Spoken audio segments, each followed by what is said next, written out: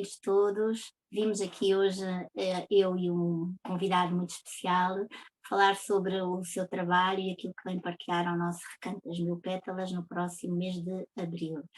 É o António Pedro, um estimado amigo que se envolveu no trabalho muito interessante que é a comunicação não violenta, tem um livro escrito, vamos falar também sobre isso. E começo por apresentar. Olá, António, seja bem-vindo. Olá, Rita, olá, boa tarde, obrigado. Obrigada a nós.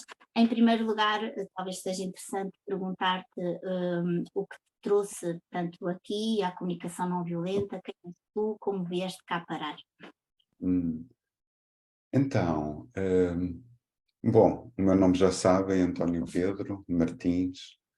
A minha mãe chamava-me Pedro e, portanto, eu gosto que me chamem Pedro. Era assim que me chamavam.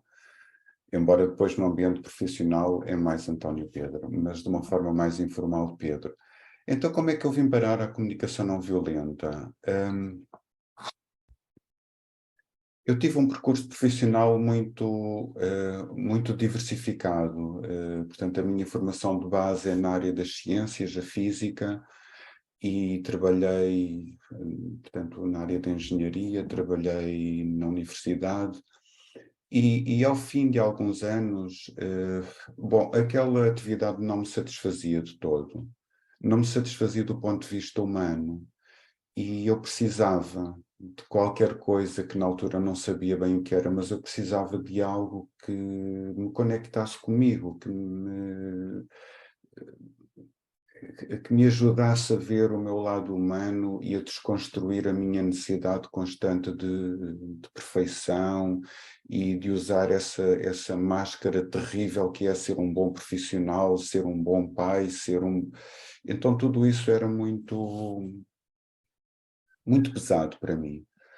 E, e a certa altura tive a sorte de ter entrado em contacto com um evento que era uma formação intensiva internacional de comunicação não violenta, e eu era em Espanha e eu inscrevi-me, apesar de ter sido necessário algum esforço da minha parte em termos de conjugar horários e disponibilidade e tudo isso.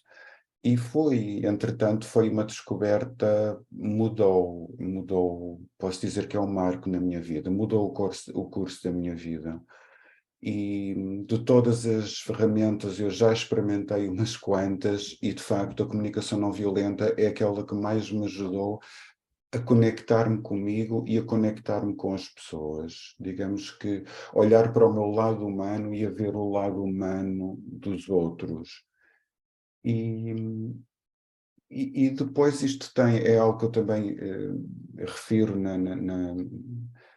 refiro várias vezes, mesmo creio que no evento, creio que refiro isso, que é a comunicação não violenta traz-nos poder pessoal, traz-nos, não é que nós vamos procurá-lo, mas quando começamos a integrar e a praticar, nós ficamos num lugar de poder interno, e este poder tem a ver com a conexão connosco próprios, não é um poder sobre nada, não tem a ver com controlar nada, não tem a ver com manipular, tem a ver com eu estou conectado comigo e quando eu conecto comigo eu tenho mais facilidade em me conectar com as pessoas. Então é isso que me ajudou imenso na escola,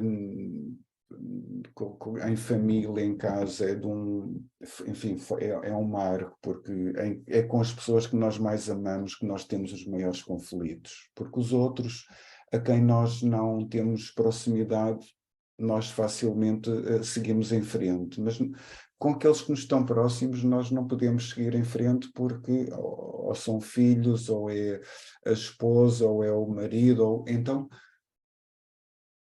desses nós não podemos fugir e a comunicação não violenta ajudou-me muito. Referiste aí dois ou três aspectos que eu gostaria de ressaltar para falarmos um pouco mais aprofundadamente. Um deles falaste da escola, porque tu és professora, não é? Uhum. Portanto, também é interessante falarmos sobre esse aspecto e, inclusivamente, eu que também tive um projeto ligado às escolas e sempre ouvi muito, e nós já falámos sobre o assunto os dois, que a comunicação não violenta como uma ferramenta para as escolas portanto, está sempre muito centrado no aspecto pedagógico ou didático e uhum, percebemos o quão pode ser importante para os cotidianos. E tu acabaste de o referir e eu achei bastante interessante. Outro aspecto que tu disseste que mudou a tua vida e da forma como tu transmites, depreende-se que é uma metodologia muito precisa e, portanto, há ferramentas e é uma metodologia muito precisa. É o facto, é assim que sim. funciona. Sim, obrigado pela pergunta, Rita. Sim, a comunicação não violenta é um modelo de comunicação, é um modelo que está testado, foi criado por um psicólogo norte-americano chamado Marshall Rosenberg portanto, é algo que tem uma estrutura.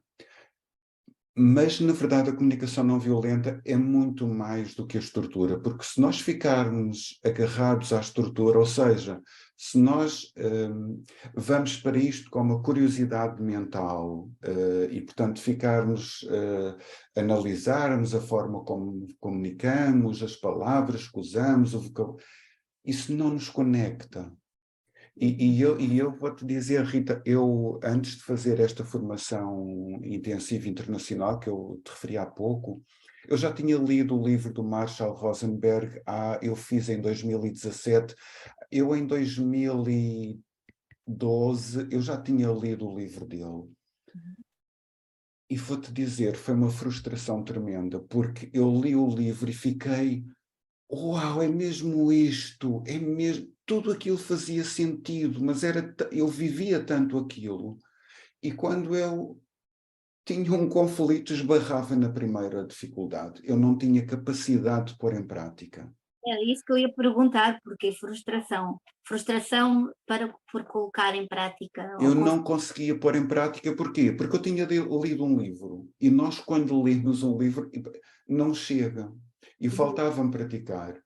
Faltava-me ter alguma coisa, e portanto só depois de eu ter feito isto presencial com um grupo grande e eu vi conflitos muito grandes dentro deste grupo, eu vou dizer que esta formação intensiva internacional éramos 52 pessoas e 4 formadores de diversos pontos do planeta, e nós participantes vimos desentendimento entre os 4 formadores, mas assim conflito mesmo.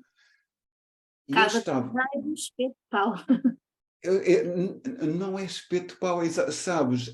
Aquilo era mesmo comunicação não violenta real, porque o conflito não tem nada de mal e na verdade, o conflito para mim era algo que sim, que tinha algo de mal. Quem tem conflito é porque é conflituoso, é porque tem mau feitio, é porque não sabe aceitar os outros. Enfim, eu tinha uma série de preconceitos que eu ali vi na prática que não tem mal nenhum, eles desentenderam-se e utilizaram o processo passo a passo e foi absolutamente emocionante. Eu ver aqueles processos à minha frente a decorrer é tocante, é mesmo tocante. E eu vi, uau, isto funciona mesmo, isto é sério, isto não é daquelas coisas de falar e vamos para casa todos enfim, satisfeitos porque aprendemos algo novo. Não, é mais do que isso. É mais do que isso. Há uma transformação interna. É Há uma interessante. transformação. Diz. Perdão, perdão. Não, continua, desculpa. Não, eu estava a dizer, há uma transformação interna e, e é bom que nós tenhamos essa disponibilidade para nos deixarmos transformar, porque se não nos deixarmos transformar é bloqueante é perigoso para nós e para os que estão à nossa volta, porque a comunicação, quem sabe utilizar isto do ponto de vista mental também tem alguma facilidade em manipular os outros e eu não quero trabalhar com essas pessoas, porque eu sei do poder da comunicação não violenta. Então,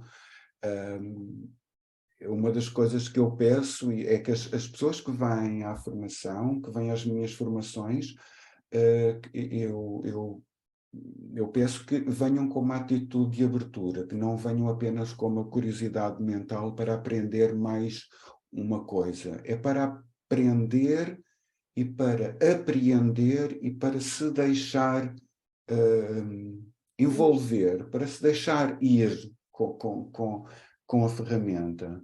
Porque aí sim, aí é muito bonito.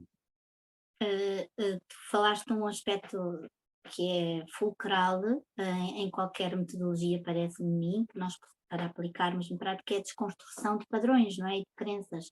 E esse aspecto do conflito e como nós olhamos para o conflito sempre como algo negativo e que deve ser inexistente.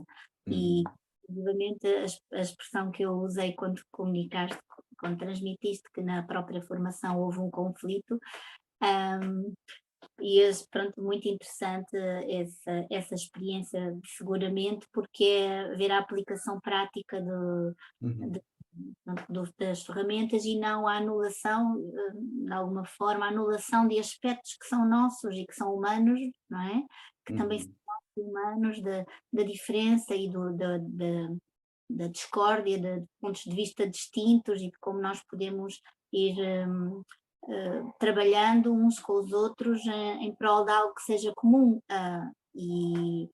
E parece muito interessante, desse ponto de vista, essa ferramenta para a transformação do próprio olhar. Será do Isso. próprio olhar quem a aplica no seu cotidiano. Mudamos o olhar, é isso? Mudamos o olhar, mudamos o olhar, mudamos o olhar, em primeiro lugar, para nós próprios.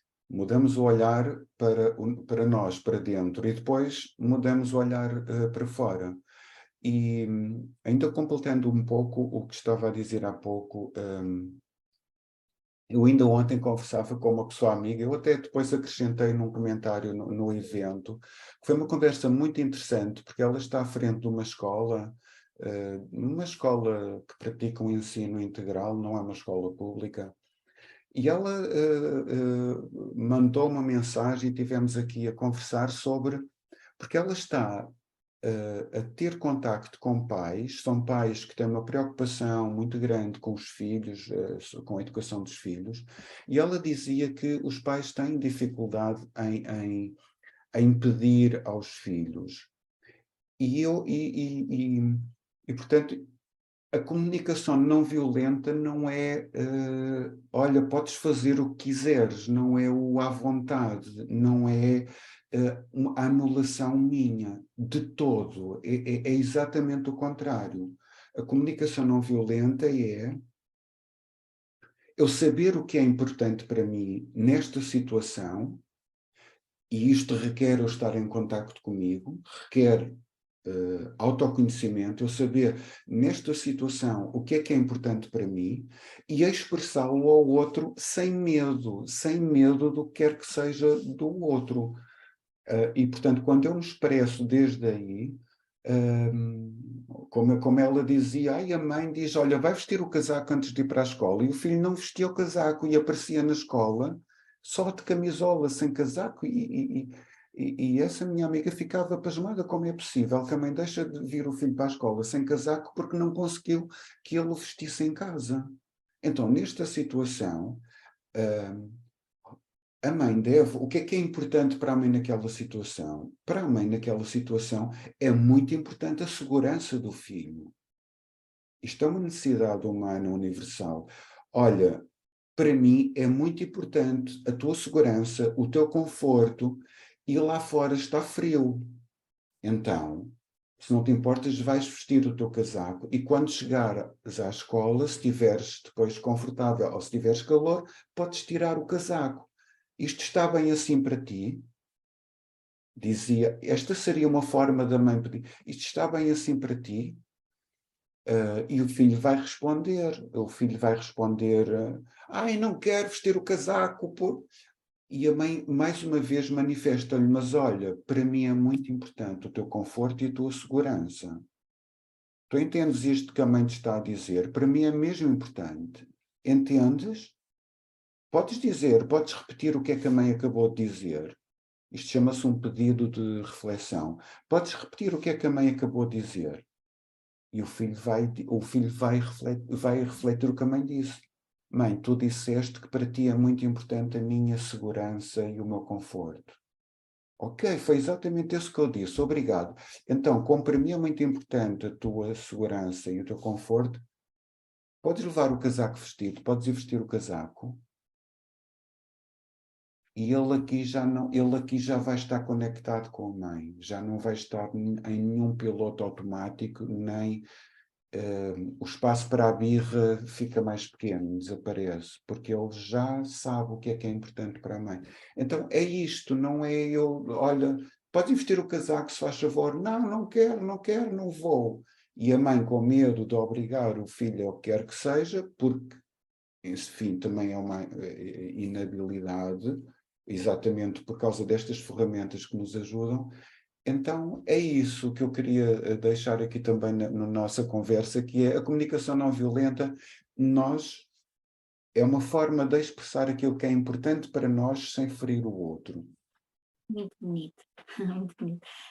Eu li há tempos uma psicóloga que acompanho e que transmitia relativamente à educação dos filhos e esses episódios que parecem ser cada vez mais recorrentes. Eu também trabalhei em escolas e com pré-escolar, e reparei que sim, pronto, que realmente se torna bastante desafiante, que é, há uma grande insegurança no adulto e o facto de o adulto se munir desse tipo de ferramentas que lhe desenvolvem também o autoconhecimento e esse empoderamento sem a manipulação, não é?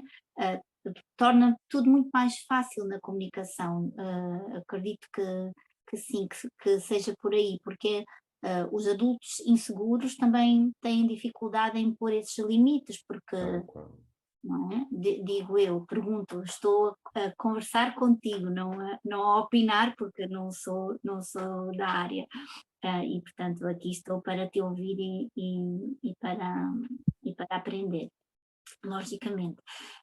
Pergunto também, é preciso tempo para a comunicação não violenta?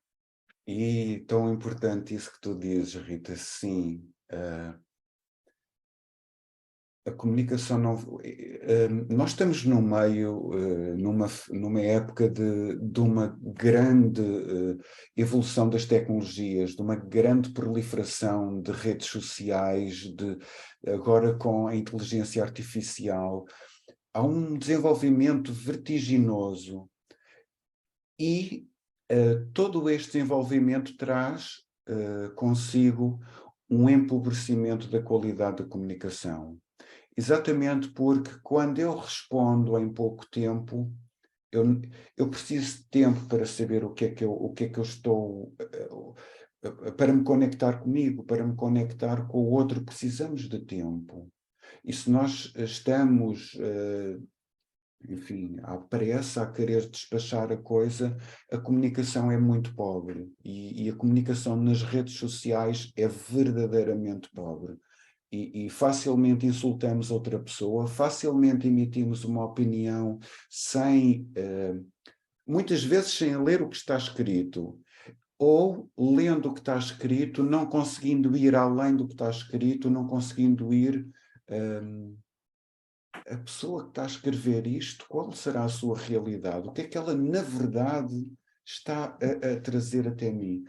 Isto requer tempo, sim, e é talvez das coisas mais importantes, é o tempo e, claro, e eu ter consciência de que aquela pessoa com quem eu estou a falar é muito importante para mim. É mais importante do que qualquer resultado que eu queira alcançar, ou qualquer objetivo, ou qualquer estratégia, não. Para mim, em primeiro lugar, está a pessoa e está a minha relação com essa pessoa. E depois, se eu quero um determinado objetivo, vamos os dois comunicar como é que podemos chegar àquele objetivo. E esse objetivo seja o meu filho lavar os dentes, seja eu ter um bom ambiente no trabalho com os meus colegas ou com o meu superior hierárquico ou com quem quer que seja. Precisamos de tempo e precisamos de intenção. de atenção e de intenção. E falaste das redes sociais no sentido das pessoas comunicarem através delas.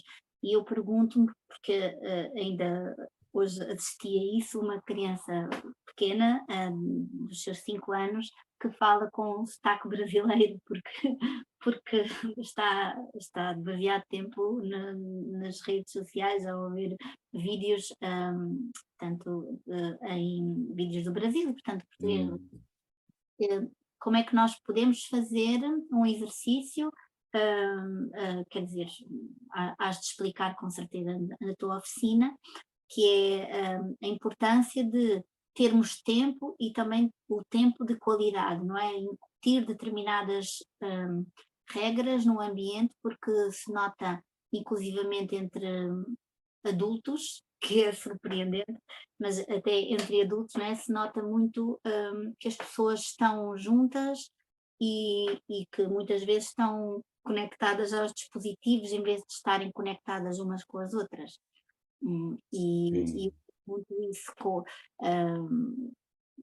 se é preciso o tempo e a qualidade, se é algo que também é trabalhado com as ferramentas que vens partilhar connosco.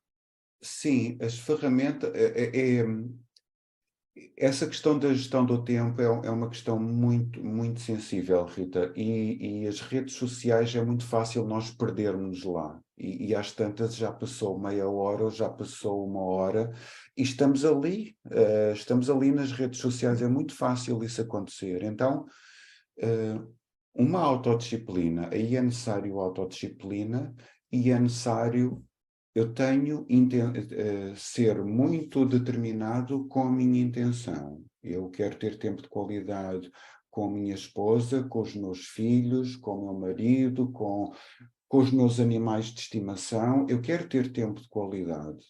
Então eu vou definir, vou definir limites, vou definir parâmetros para que eu tenha este tempo para mim e para as pessoas e para os animais que eu amo.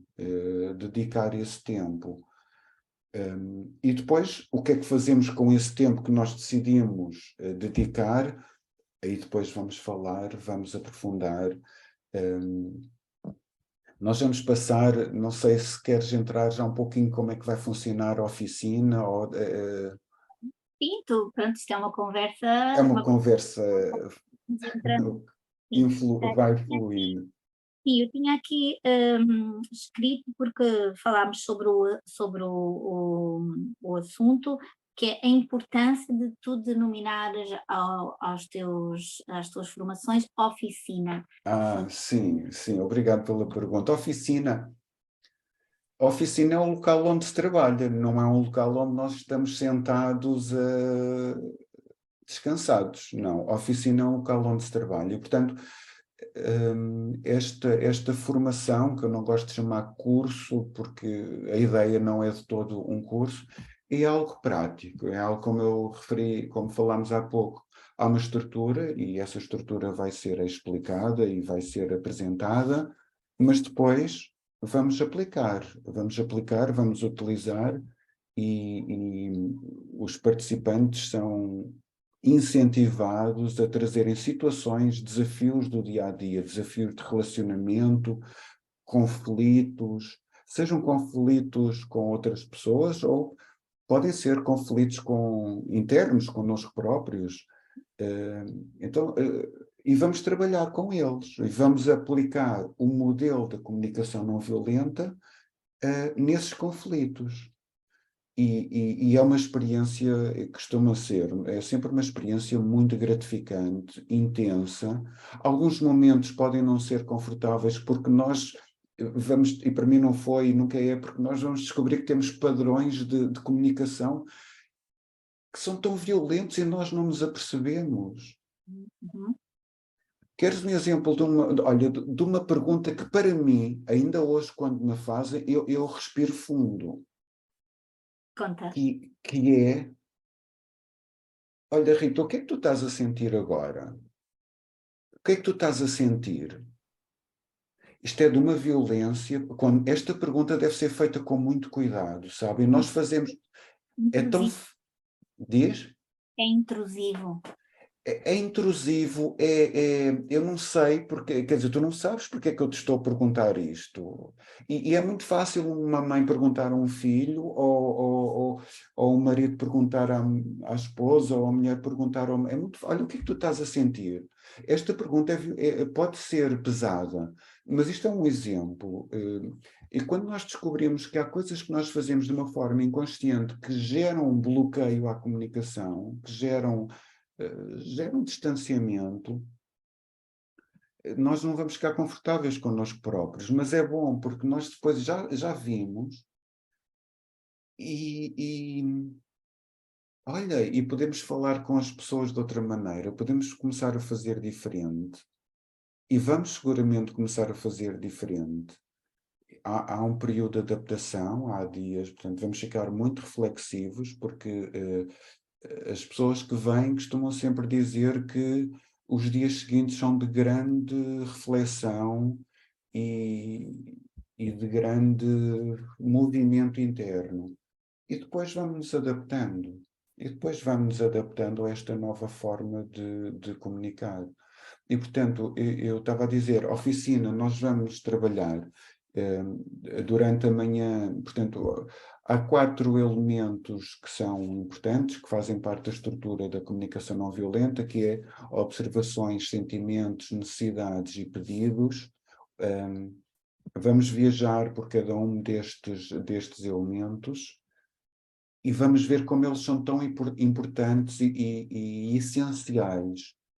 E quando os alinhamos, isto é só uma maneira de nós conseguirmos chegar ao outro mais facilmente, não é assim nada estático, agora isto, não é Claro. nada estático, é uma maneira, quando nós fazemos isto, vamos ver que fica mais fácil nós chegarmos ao outro e derrubarmos alguns muros que possam existir e tocarmos do ponto de vista figurado, tocarmos a outra pessoa. O Marshall Rosenberg ele tem uma frase que eu gosto mesmo muito, que é: quando tens um conflito com alguém, não procures resolver o conflito. Procura conectar-te com a pessoa com quem tens o conflito, porque ele depois desaparece. Isto é muito bonito e posto na prática, porque tens que resolver o conflito, agora tens que fazer. Não, nós não temos que encontrar solução nenhuma para o conflito, não. Quando eu tenho um conflito com alguém, eu tenho que, entre aspas, preciso de me conectar com ela. E quando eu me conecto, a solução surge naturalmente. Um termo que aqui pode ser, que importa clarificar, o que é isto de conectar? O que é isto? Eu estou conectado comigo, estou conectado com o outro, então, às tantas isto também torna-se um chavão, eu não gosto muito de chavões. O conectar é o que é que eu estou a sentir, qual é a minha realidade interna, o que é que eu estou a viver neste momento e o que é importante para mim neste momento. Isto é conexão comigo. A conexão com o outro é empatia, isto é através da empatia, que é eu estou a ver a vivência do outro, eu estou conectado com o outro, estou a ver, estou a ver, a sentir a sua vivência e estou a ver o que é importante para aquela pessoa nesta situação. E quando eu consigo isto, eu estou conectado com o outro. Uhum. Isto são níveis subtis, e quando nós conseguimos isto, que é que estamos a chamar de conexão, quando conseguimos isto, depois o espaço para o conflito desaparece, porque automaticamente surgem estratégias que cuidam das minhas necessidades e que cuidam das necessidades do outro. Então é isto. Eu estava a falar de conflito. E eu gostaria de colocar uma questão relativamente ao conflito em concreto, porque ouve-se muito, e todos nós já passámos por isso com certeza, que é perante uma relação em que há algum conflito, atribuirmos ao outro a responsabilidade, aquele é conflituoso. Pois é. Não sei até que ponto é que tu no teu trabalho te deparas com situações de pessoas que que inclusivamente se sentem numa postura mais passiva, porque sentem que a responsabilidade não é sua, do conflito que foi gerado, e portanto também são incapazes de o transformar, porque o outro é que terá de ser transformado. É, obrigado, Rita, por essa pergunta. Sim, quando nós estamos nessa postura de autodesresponsabilidade, no fundo o que nós estamos a manifestar é a nossa inabilidade ou incapacidade para lidarmos com a situação. E a única forma que conseguimos fazer isso é não olhar a situação de frente, não assumir qual é o meu papel neste conflito.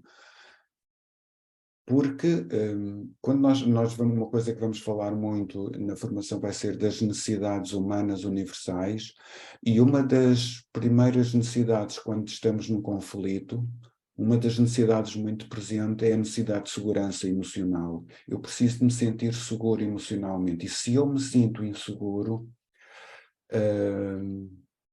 eu ou vou atacar o outro, e atacar de várias maneiras, fisicamente, verbalmente, e o silêncio pode ser uma forma de atacar o outro, ou vou atacar o outro, ou então vou congelar, é isso que eu estou a dizer, cruzo os braços, o problema é dele, eu estou aqui, ele é que levantou a voz para mim, ele é que não remou, enfim, podemos arranjar muitas situações. O problema é dele, como aquela mãe que não conseguia que o filho vestisse o casaco. Eu estou a fazer tudo consigo e ele não quer vestir o casaco. Então isto é uma desresponsabilização. Sim, porque nós vamos... É muito importante nós termos presente num conflito o que é da minha responsabilidade. E também é importante termos presente o que é que não é da minha responsabilidade. E, por exemplo, o outro estar mal disposto não é da minha responsabilidade. Uhum. Da minha responsabilidade é aquilo que eu digo, a forma como eu digo, a forma como eu reajo àquilo que a pessoa me diz ou me faz. Sou responsável pelas minhas necessidades, por aquilo que eu sinto, pelos meus pensamentos, também sou responsável pelos meus pensamentos. Isto tudo é meu. Agora, os pensamentos do outro, aquilo que o outro diz, a forma como ele reage àquilo que eu digo, as necessidades dele são responsabilidade dele.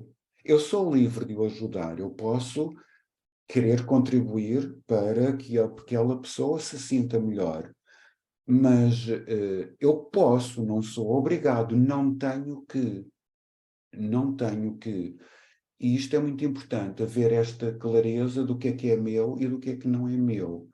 E quando estamos no papel, quando desempenhamos papéis, como o papel de pai, o papel de mãe, o papel de professor, o papel de...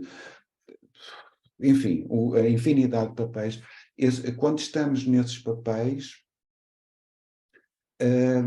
nós assumimos para nós responsabilidades que não são nossas, ou que deveríamos assumir, primeiro que tudo, a liberdade de dizer isto não é meu e eu não quero agora fazer isto. Assumirmos a nossa liberdade. A liberdade é uma das grandes necessidades. Olha, para mim, então, é das primeiras necessidades humanas que mais viva está, é a necessidade de liberdade. Eu sou livre de o ajudar, mas também sou livre de não o ajudar. E o que é que eu decido fazer agora? E fazer esta escolha consciente. A pessoa está numa vivência difícil, está numa dor emocional, está com dificuldade em comunicar comigo, se for o meu filho ou se for o meu marido, está com dificuldade em comunicar comigo. Eu sou livre de ir até ele, ir até ela e dizer, olha, eu estou a ver que estás a viver um mau bocado. Queres conversar agora? Só isto. Ou então, há algo que eu possa fazer que te ajudasse neste momento?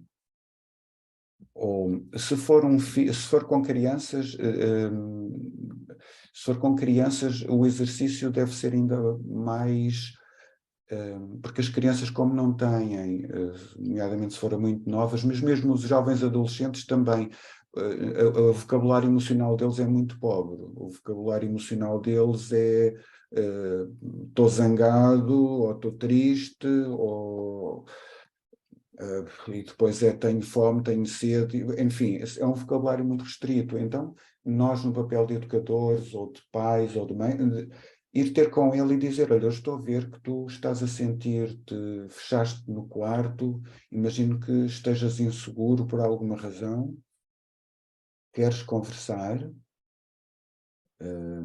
Depois a mãe olha para ele e vê se ele está triste, ou se está a chorar, ou se está com uma atitude zangada, e nomeia aquilo que a mãe imagina que ele possa estar a viver. Nomear o sentimento é muito importante.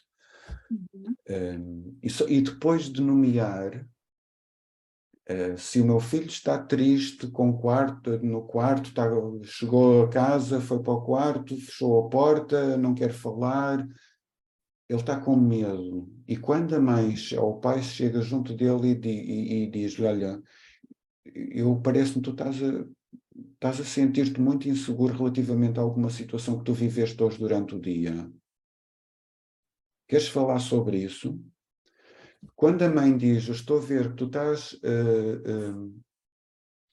estás a viver uma situação de grande insegurança, naquele momento o filho sente-se visto. A minha mãe ou o meu pai viu-me, isto é precioso, nós não temos a noção da amplitude disto. O meu pai viu-me, e isto abre o campo para a comunicação, isto abre. E facilmente a partir dali a comunicação flui. Ou então ele pode dizer, não estou nada triste, não vês que eu estou furioso. Não E ele, vejo. olha, e não tens nada que falar, não me apetece agora falar comigo, podes sair do quarto? Ok, estou a ver que estás zangado e neste momento não confias que eu te possa ajudar, ou não te apetece conversar neste momento. Seguir com o diálogo, tentar seguir sempre respeitando o ritmo do outro, mas não me anulando aquilo que é importante para mim. Eu estou preocupado com ele e dizer-lhe isto, olha, eu neste momento eu senti uma grande preocupação relativamente a isso que estás a viver, a essa situação. Portanto, quando o filho também escuta isto, eu estou preocupado com aquilo que tu estás a viver, ele também se sente acolhido. Sou de adolescente e pode andar ali no meio de um grande turbilhão de sentimentos e revoltado, mas isto quebra um pouco os muros, isto quebra o gelo. É muito sentido, não é? É um trabalho que nos leva à importância das palavras e da expressão, manifestação do que se sente e na observação também do que o outro poderá sentir sem projetar, não? Isso. Embora de alguma maneira nós tenhamos, com alguns contextos, nomeadamente com crianças, como referes, não é? Que nomear aquilo que nos parece, mas para estabelecer o vínculo, não é? Estabelecer, Uhum.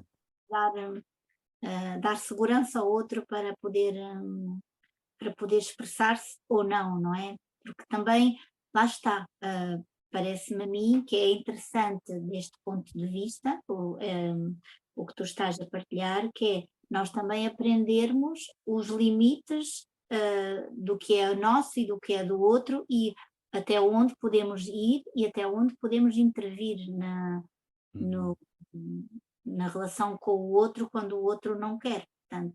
E isso também parece-me ainda mais enriquecedor o que estás a partilhar, que é Uhum. estarmos conscientes desse que é-nos difícil, nomeadamente, e eu digo porque sou mãe, por exemplo, estamos a falar de crianças, é-nos difícil, mas também nas relações interpessoais em geral, nomeadamente nas relações fraternas, com amigos, familiares, que é por vezes nós queremos tanto o bem, acabamos por nos impor. É. E, e tu estás a ensinar, estás aqui a dar um pouco portanto, a abrir um pouco o jogo daquilo que vais partilhar connosco e também Uhum. a transmitir essa importância de sabermos posicionar-nos no nosso lugar e também não invadir, será a Isso. palavra, não invadir o outro. É É, isso. a palavra é mesmo essa. É não, não violentar o outro, não violentar o outro. E respeitar, portanto, se ele me diz, sai do quarto, eu não quero falar agora contigo, sai do quarto. E se eu estiver, eu também tenho de lidar com aquilo que é meu, não é? Como tu dizias, eu quero muito contribuir para que ele não esteja ali naquela situação fechado no quarto. Eu quero muito isto. E ao mesmo tempo estou a lidar enfim, se ele me manda sair do quarto, eu mencionar que estou preocupado com ele e pronto, se ele está disposto a continuarmos esta conversa noutra altura, pode ser logo ao jantar ou, enfim, noutro momento que for conveniente. Pronto, e chegarmos a um acordo, não ficarmos. É muito importante terminar sem um bloqueio, ou seja, ok, eu estou a ver que tu queres que eu saia agora do quarto e eu respeito isso, porque tu és muito importante para mim. Podemos combinar conversar logo ao jantar ou antes de nos irmos deitar, podemos combinar isso? Enfim, e depois fluir, mas sempre nisso, do respeito, porque o Marshall Rosenberg ele é um precursor de Mahatma Gandhi e, portanto, da educação pela não violência. E este termo, que é um termo em sânscrito, o ahimsa, que é não violentar o outro. E ter isto muito presente, seja com quem for, não violentar, respeitar o seu espaço. Claro que, por exemplo, o Gandhi, enfim, como sabemos, ele conseguiu conduzir a Índia à independência de Inglaterra através da não violência. E a não violência que ele proclamava tinha um valor absoluto, ou seja, as pessoas davam a vida pela causa, por aquilo em que acreditavam, e morreram muitos indianos por esta prática da não violência. Isto aqui não é válido. Este princípio não é válido, ou seja, nós podemos usar a força quando está em causa a integridade e a vida. E tu há bocadinho referias, Rita, a questão dos limites e as crianças e os jovens, eles precisam de limites. E então, hoje mais do que nunca, nós adultos precisamos de pôr limites. Limites a nós próprios com os nossos semelhantes e ainda mais limites com as crianças e os jovens. E muitas vezes os limites são postos de uma forma um pouco, não vou dizer, um pouco à força. Mas quando eu imponho um limite à força, por exemplo, eu tenho um limite que é não gritam comigo. Não, eu não permito, não quero, não gritam. Para mim, gritar é um limite. Quando me levanto um tom de voz, eu digo não, eu neste momento não quero continuar o diálogo, continuamos noutra altura e eu vou-me embora. Portanto, eu tomo uma atitude violenta, mas eu digo, para mim é muito importante o bem-estar, a tranquilidade e o respeito. E, portanto, não. Isto é uma linha vermelha que eu não. E nós precisamos de pôr isto às crianças e aos jovens, os limites. E quando pomos um limite, é muito importante nós dizermos o que é que nós estamos a defender, qual é a nossa necessidade que nos leva a pôr aquele limite, o que é que eu estou a cuidar em mim? Estou a cuidar da minha integridade, da minha tranquilidade portanto, do meu bem-estar, e eu não permito que me grites. Uhum. Uhum. Então, uma forma de pôr um limite que pode ser posto, que pode ser imposto, eu ponho, é mencionar algo que cuida da integridade da pessoa. Se o meu filho tiver, imaginando, um filho tem 14 ou 15 ou 16 anos e pede para sair à noite e quer passar a noite toda fora, não, vamos ter uma conversa, sim ou não, se eu digo não, porque é que não, se eu digo sim, vamos combinar a hora, mas eu quero chegar às 2 da manhã, não, estás em casa à meia-noite e portanto vamos aqui fazendo uma negociação um pouco assertiva no sentido em que eu estou a defender aquilo que é importante para mim. E jamais o meu filho sai em camisola para a escola num dia de inverno, porque não? Porque está em causa a integridade e a vida. Claro, muito bonito. Ahm, Isto não penso, são verdades nenhumas, desculpa, Rita, eu agora dei comigo, parece que a falar assim num tom um pouco cheio de certeza. Eu não estou a dizer aqui verdades, eu estou a dizer, enfim, às vezes quando eu falo assim num tom mais empolgado é porque eu vivi muito isto.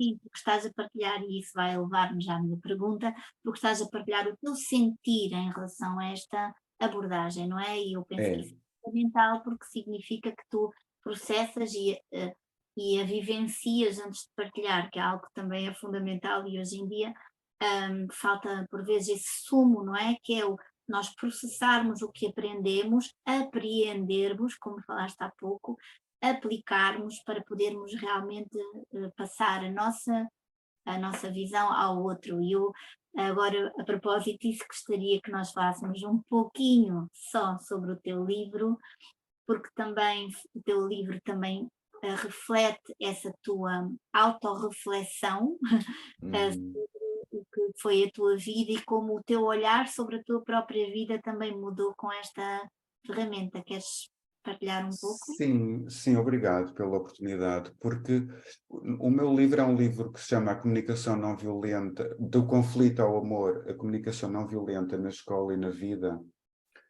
E, no fundo, traça um pouco a minha viagem, quando é que a comunicação não violenta entrou na minha vida, porque a minha origem, em minha casa nunca havia, em minha casa quando eu era criança, portanto, na casa dos meus pais não havia conflitos. Não havia conflitos explícitos, a comunicação era muito pobre, mas ai de mim que eu ousasse discordar daquilo que o meu pai me dizia, porque isso era terrível, nem passar pela cabeça em discordar dos meus pais. A comunicação era muito pobre, havia muita dureza, trabalho no campo. Então eu relato como é que isso está, os padrões que eu precisei de desconstruir, padrões que eu trazia, que me foram ensinados pelos meus pais e que eu aprendi também na escola, um, e que depois eu desconstruí com a comunicação não violenta, porque a educação que nós recebemos é uma educação muito racional. Nós sobrevalorizamos a nossa parte mental, e a parte mental é o certo e o errado, e o bem e o mal, e o correto e o incorreto. Isto é tudo mental, e prosseguimos pela vida avaliando e julgando e tentando tirar vantagem, a maior vantagem possível das situações, até que chegamos a um ponto que, e agora? Hum, e agora, o que é que me enriquece? O que é que me torna mais pleno? Como é que eu posso desfrutar mais da minha vivência, da minha vida?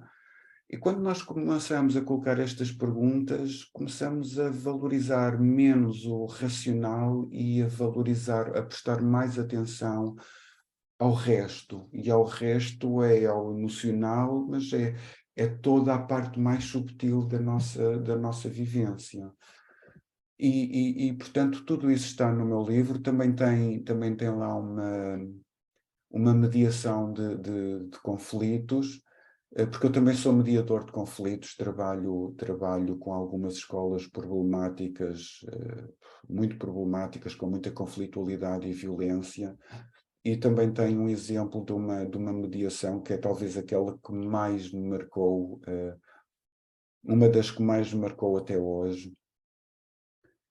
Como é que pessoas tão distanciadas, com posições tão extremadas, como é que aquelas pessoas que eram dois jovens adolescentes, como é que eles se puseram, como é que aquele que tinha agredido o outro violentamente, como é que eles se puseram de acordo e como é que pediram desculpa, como é que um pediu desculpa ao outro e como é que o outro perdoou, enfim. É um processo muito gratificante e muito humano, e só quando nós nos conectamos com o nosso lado humano e conseguimos ver o lado humano do outro nas atitudes mais trágicas, como é pontapear o outro, ou insultar. Nós vemos tantas vezes adultos a insultarem-se, a dizerem mal. Então nós conseguimos ver o lado humano que está por detrás daquelas atitudes, aquelas expressões trágicas, é bonito. Porque ver o lado humano do outro por detrás das atitudes trágicas não significa que eu estou a acolher as atitudes trágicas ou que as estou a justificar ou que estou a concordar com elas. Não, de todo. Eu simplesmente estou a ver uma pessoa por detrás daquilo. E isto às vezes é duro e para mim também é difícil. O Hitler era uma pessoa, e isto agora é uma situação extrema, o Hitler era uma pessoa que fez as atitudes mais trágicas que a humanidade conheceu. E, portanto, ninguém pode aceitar o que aconteceu. Mas, na verdade, aquilo foi... E se nós virmos a pessoa que está por detrás, não vamos relativizar o que aconteceu, mas muitas vezes nós temos atitudes trágicas com as pessoas que nos rodeiam ou connosco próprios e não damos conta disso, porque é muito fácil eu criar imagens de inimigo do outro. Porque habitualmente o conflito, não sempre, mas muitas vezes o conflito tem por detrás uma imagem de inimigo do outro. Eu tenho na minha mente algo que me diz que o outro é uma ameaça para mim, que o outro me dificulta eu conseguir aquilo que eu quero, ou eu cuidar daquilo que é importante para mim. E quando nós vemos a pessoa por detrás destas atitudes, nós podemos ver, olha, ele quer cuidar disto, está a utilizar uma forma desajeitada, mas eu vejo o que é que ele está a cuidar e vejo o lado humano. E posso ir além do conflito e posso fazer pontes, posso fazer a ponte. É muito bonito.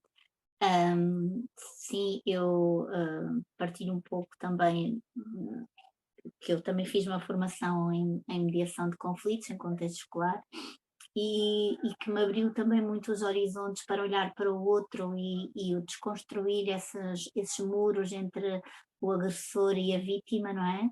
E que parece tão simples, mas é tão complexo e é um processo de reencontro entre duas pessoas, dois seres humanos com as suas imperfeições e eu penso que isso só por si já é muitíssimo enriquecedor e agradeço essa tua É, porque o, torna eu, mais atrativo a busca portanto, do conhecimento e destas ferramentas para a aplicação nos nossos cotidianos. mesmo. O Marshall Rosenberg, ele tinha uma coisa que eu acho piada, que ele dizia, em todos os diálogos, ele ouvia sempre uma de duas coisas. Ele ouvia sempre ou por favor ou obrigado. Todas as mensagens que ele ouvia ou estavam numa categoria ou na outra. Ou, por favor, se alguém me está a insultar, essa pessoa está a dizer, por favor, valoriza-me, vê-me, por favor, escuta-me, considera-me, olha-me. Ou então, se a pessoa... Perdão, Diz, Rita. perdão. Ia dizer, isso é tão fácil de observar nas crianças e depois temos tanta dificuldade em observar nos adultos, não é? É. Como nós conseguimos tão facilmente olhar para a criança e compreender isso e depois hum, tornamos inadmissível no adulto, não é? É, Esse- é porque nós andamos, é muito fácil nós exigirmos ao outro, olha, tu não devias estar a fazer isso, tu não devias estar a dizer-me isso, tu não... É muito fácil nós entrarmos nisso. Como é que é possível estares a dizer uma coisa destas? Procuramos muito o defeito no outro, a imperfeição no outro, aquilo que ficou incompleto, que ficou por fazer. Desvalorizamos mais facilmente o outro do que o valorizamos. E depois, claro, o distanciamento entre as pessoas aumenta e é uma dinâmica que não é boa. E no ponto em que nós, como humanidade, estamos a chegar, é um ponto, eu diria, de não retorno, porque nunca como hoje as polaridades, a sociedade esteve tão polarizada, tão extremada, não é? Mas ao mesmo tempo, e isto eu digo de uma forma muito sentida, eu acho que está a haver uma grande tomada de consciência coletiva para o valor da vida, para o valor da humanidade das pessoas. Uhum. E depois há outro movimento extremado da guerra e do ataque a outros, os outros são maus, os outros... E as notícias que nos chegam são sempre notícias de conflito e de tragédia, de guerra, e o movimento, e este trabalho que nós estamos a fazer é um movimento contrário, é um movimento de encontro ao outro, de conexão com o outro, de valorização do outro. Tudo isto que eu digo para o outro começa sempre por mim, ou seja, valorização de mim próprio, conexão comigo, portanto começa em mim e depois é que eu levo ao outro. Ou assim é genuíno, não é? Sim, sim.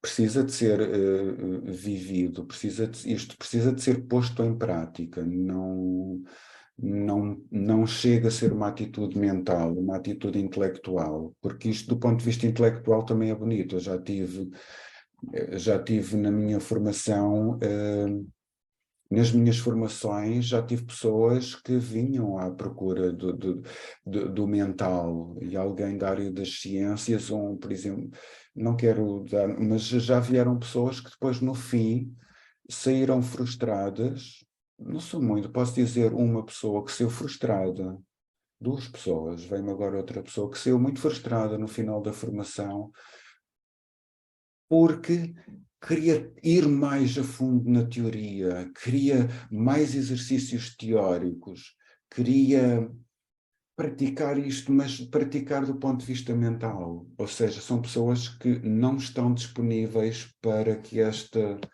ferramenta se integre na pessoa. Eu, E isto precisa de ser integrado na pessoa. A pessoa precisa de se tornar isto. E depois a vida fica muito mais bonita. eu penso que tu começaste no início desta nossa conversa, no fundo, começaste por tratar esse tipo de abordagem ou de olhar, que é usar a comunicação não violenta como uma ferramenta de manipulação, de controle, mesmo que inconscientemente. Não quero dizer que essas pessoas estejam conscientemente nessa Uhum. posição, mas é bem possível que, pronto, que buscassem de uma forma mental, porque precisam de ferramentas para controlar e dominar as situações que lhe acontecem no dia a dia, não para se trabalharem e se reencontrarem, mas talvez para poderem agilizar os seus cotidianos de uma forma mais simples, rigorosa e controlada. Não sei, É, eu sei de pessoas que fazem isso, sim, eu sei, há advogados, há juízes, há pessoas que trabalham a comunicação não violenta para terem um maior controle sobre a situação, mas eu não quero, não é esse o meu objetivo, controlar a situação, porque estamos no domínio da manipulação, estamos no domínio de manipular o outro, e isto é potente para controlar e dominar o outro, mas o trabalho que eu faço é o oposto desse. Porque dominar o outro, controlar o outro, é submetê-lo àquilo que eu quero, é levá-lo a fazer as coisas que eu quero que sejam feitas à minha maneira, e eu não quero isso, não quero isso no meu trabalho, nem em casa com os filhos, nem no trabalho, nem em parte nenhuma, porque porque não é essa a minha postura na vida de todo. Então, sim, porque isso não enriquece a vida, de facto. A comunicação não violenta serve para enriquecer a vida, e quando eu estou a fazer isso, eu não estou a enriquecer a minha vida e também não estou a enriquecer a vida das pessoas que estão à minha volta, porque estou a manipulá-las, e portanto é o objetivo oposto àquilo que eu quero que seja feito.